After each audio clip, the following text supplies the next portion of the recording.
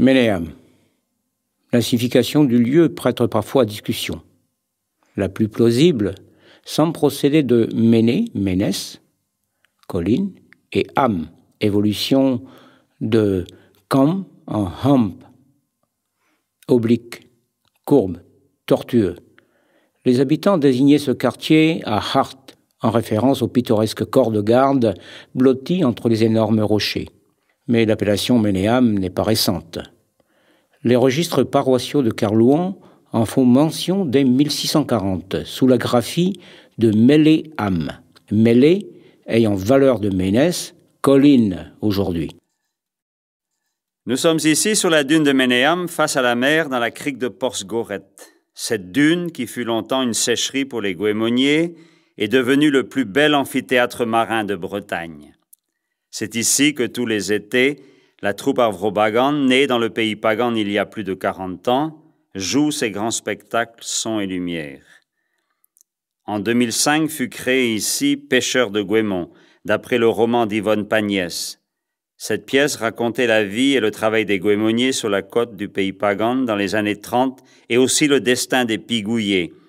Ces goémoniers migrants passaient la moitié de l'année à récolter les algues, les laminaires, dans les îles de l'archipel de Molène, Béniguet, Triellen, Balanec, Banec et Kéménès, bien sûr.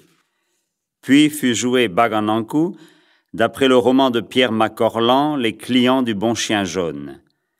Le dernier spectacle en cours est Armorica Breis, qui raconte les origines de la Bretagne, depuis l'arrivée des Celtes 4 siècles avant Jésus-Christ, jusqu'en l'an 851, où fut fondé le premier royaume de Bretagne, par le roi Érispoé. Les spectateurs s'assoient au crépuscule sur la dune face à ce panorama fantastique, la grève, la dune, les rochers, la mer. Quand le soleil se couche face aux spectateurs, commence alors l'évocation de l'histoire et des légendes de Bretagne. Plus que le costume, la langue, les paysages ou la coupe du goémon, c'est la tradition dansée qui donne au pays pagan spécificité et unité.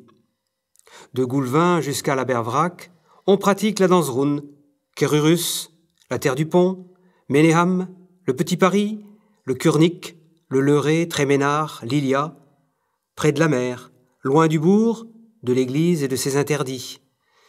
Là se trouvent les hameaux où les gens gais ne peuvent résister au plaisir de danser et de chanter. Les occasions ? Redachilioc, course au coq, Melarges, Mardi Gras, Leurioneves, les aires neuves ou les fêtes du quartier. Pourtant, la danse roune n'a rien de spectaculaire. Ce n'est qu'une ronde avec balancement des bras. Point d'instrument, c'est le chant qui mène la ronde.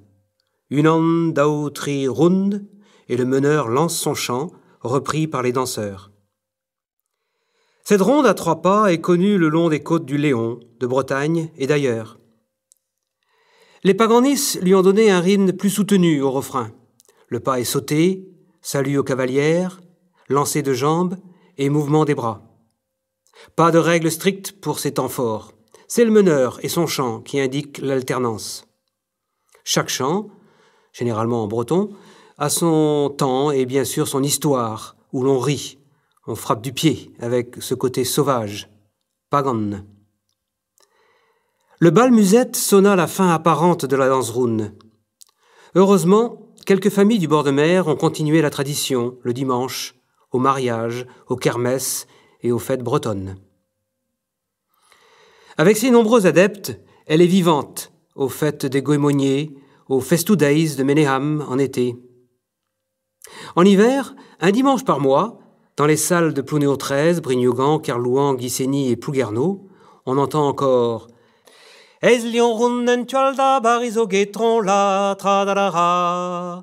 Eis lion runnen tualda bariz me avelas varhabiten. Me avelas varhabiten, me avelas varhabiten.